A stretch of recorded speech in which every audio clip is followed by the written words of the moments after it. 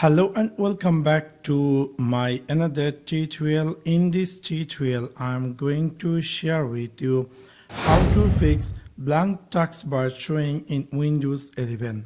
So let's take a look how to do that.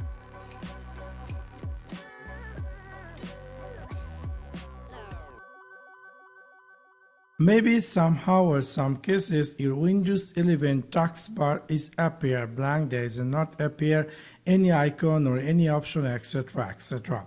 So in this case you might be wondering how you can fix that issue. It's really very easy and simple.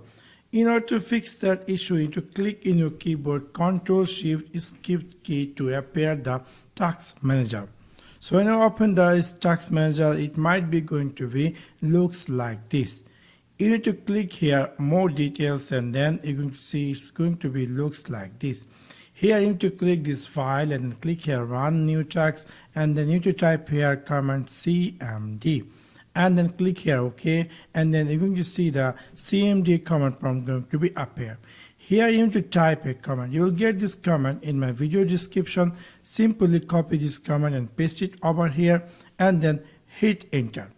After hit enter, your Windows 11 going to be shut down, and then you need to try to reopen your PC. If it is not shut down, you need to just force shutdown and try to reopen your Windows 11 desktop or laptop. Hopefully within this simple step, your Windows 11 blank taskbar error is going to be fixed. So that's for now.